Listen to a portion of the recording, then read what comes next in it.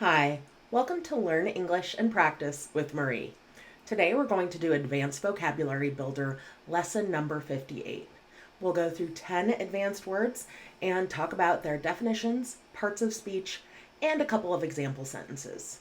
We'll finish with a story so that you can get some extra practice with these words in context. This is a series, so if you end up liking this video, please go ahead and subscribe. Thanks so much, and let's hop in. First, listen to me read the words. Vigilant, allege, amalgamate, pejorative, elucidate, latent, vicarious, conflagration, hubris, rancor. First, vigilant.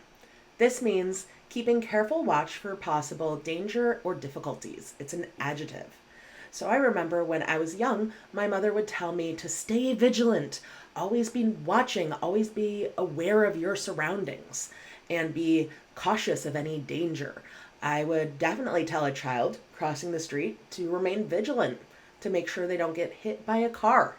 So some example sentences that use this word are, the security guard remained vigilant throughout the night, ensuring the safety of the premises. The captain urged the crew to stay vigilant for any signs of approaching storms. Allege. This means to assert, usually without proof. It's an adjective. And this word allege is getting at the idea of accusing someone of something, but not being able to back it up. For example, I might allege that someone committed electoral fraud, that someone stuffed a ballot box with fake ballots and stole an election. That would be an allegation. That would be me alleging that. Unless there was proof, it would remain an allegation. Examples are, the journalist was careful to attribute statements to the correct sources and not allege false information.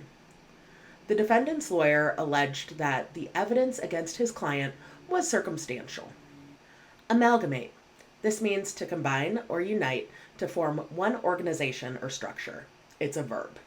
So the process of amalgamation is bringing together multiple parts and creating unification.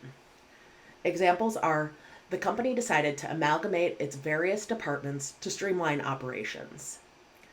The chef sought to amalgamate diverse flavors in her innovative culinary creations. Pejorative. This means expressing contempt or disapproval as an adjective, or it can mean a word expressing contempt or disapproval. So, a pejorative is something we can refer to. And in that context, it would be a noun. So this idea of saying something pejorative is getting at saying something negative, something critical, something insulting or negative about someone else. And this can refer to swear words and slurs and words that are typically taboo in the English language. Those would be pejoratives or pejorative things to say. Examples we have are, using pejorative language can be hurtful and offensive to others. The comedian's routine was criticized for including pejorative jokes targeting certain groups. Elucidate. This means to clarify, explain. It's a verb. So to elucidate a concept would be to explain it very clearly. For example, a professor or a teacher might elucidate a confusing topic in history class to their students so that they can better understand what is being spoken about. And that brings us to our examples here. The first one actually is about a professor, so let's read through. The professor took extra time to elucidate the complex concept for the students. The expert was called upon to elucidate findings of the scientific study. Latent. This means existing but not yet developed or manifest as an adjective, hidden or concealed, also as an adjective. So something that's latent is kind of hiding dormant and then expected to emerge later. So Think of it as something that's delayed or something that's taking extra time to arrive. You can also think of something as that's latent as hidden and unknown, but typically it's something that will show up later. So in American English, we have this phrase, which is a late bloomer, and that kind of gets at the idea of being latent. A late bloomer is someone who uh, doesn't do something according to the timeline that's expected, but then when they do, eventually they're pretty good at whatever that thing is. So, someone with a latent talent, for example, for academic achievement, might struggle all their life, but then when they get to college, their success kind of manifests or finally happens. Examples we have are the artist had a latent talent for sculpting that emerged after years of practice. She discovered a latent passion for gardening that had been lying dormant for years. Vicarious. This means experienced in the imagination through feelings or actions of another person. It's an adjective. So to live vicariously through someone else is to take their experiences and the information they give you about their experiences and to use that to enrich your life and your happiness. So it's literally to live your life or have experiences through another's eyes by kind of owning those experiences in your imagination. I once had a situation where I lived vicariously through my family because I had won really fantastic tickets to see a show. I'll tell you, the show is Hamilton, and that is a very popular and amazing musical. And I'd won those tickets, but I had to take a plane to go teach a class the next day, and I wasn't able to go to the show.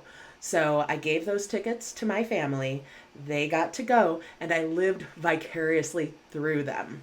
So I got to kind of enjoy their experience through their pictures, through their stories. And of course, it wasn't as good. I wish I had gotten the chance to go, but still, that's this concept, vicarious. Examples we have are through his son's achievements, he experienced a sense of vicarious pride and fulfillment. Some people find vicarious joy in watching others succeed, feeling a connection to their accomplishments. Conflagration. This means an extensive fire which destroys a great deal of land or property. It's a noun. So when conflagration happens, typically it's a scary and dangerous thing. Maui just had major fires. Maui being in Hawaii just had major fires that caused a lot of destruction. Those fires were a conflagration. Examples we have are the forest fire quickly grew into a devastating conflagration, threatening nearby homes. The old factory became a towering inferno, a conflagration that could be seen for miles. Hubris. This means excessive pride or self-confidence. It's a noun. So someone with a lot of hubris might be described as having a big ego. They're full of themselves. They're conceited. Typically, the idea of hubris has a lot of negative connotations. You don't want to be described as someone who has a lot of hubris. All right. Examples we have are his hubris led him to believe he was invincible, ignoring warnings of potential failure. She was known for her hubris, often dismissing the contributions of others in favor of her own ideas. Rancor. This means bitterness or resentment, especially when long-standing. It's a noun. So this idea of rancor is just a very negative feeling. It's a very negative thing. In a workplace, if you work with a coworker or a boss or someone else in your workplace who you just don't get along with, it's very possible that rancor will develop between you and this coworker. And if it's not fully addressed, it'll fester and become a long-term problem. All right, this bitterness and resentfulness. So definitely avoid that. Examples we have are the political rivals exchanged words filled with rancor during the heated debate. The divorce proceedings were marked by a sense of rancor and resentment. So let's read through a story for a little extra practice. Listen to me read. Amidst the evening's shadows, a palpable tension hung in the air. The married couple's voices, once harmonious, now rose to a discordant conflagration of anger and accusation. Each word alleged a grievance, every sentence an attempt to elucidate their wounded pride. The husband's hubris surged, unwilling to yield, while the wife's vigilance held her ground, her eyes alight with indignation. It was a clash of wills, a bitter amalgamation of latent resentments that had smoldered for too long. The room bore witness to the fiery exchange, walls echoing the rancor that simmered beneath the surface. Their dreams, now tainted with pejorative words, seemed but distant echoes in this moment of strife. The storm outside mirrored their internal turmoil, rain pounding against the windows like the relentless beat of the unresolved grievances. She clung to the happiness of her sister, whose marriage seemed perfect, living vicariously through her. As the night wore on, they both realized the gravity of their dispute. With hearts heavy, they sought to amalgamate their fractured bond, to rebuild what had been lost in this fiery tempest. It was a lesson learned in humility, a reminder that even the strongest love requires vigilance and care to weather the storms that life may bring. So, let's practice these words one more time. Vigilant, allege, amalgamate, pejorative, elucidate, latent, vicarious, conflagration, hubris, rancor. Great job today. There are other videos on this channel just like this, and there will be more. This advanced vocabulary series will continue. So I'll put playlists and videos right down here. Please like, comment, and subscribe, and feel free to ask questions down in the comments below. Thanks so much for helping this channel grow, and I look forward to seeing you in the next video. Bye!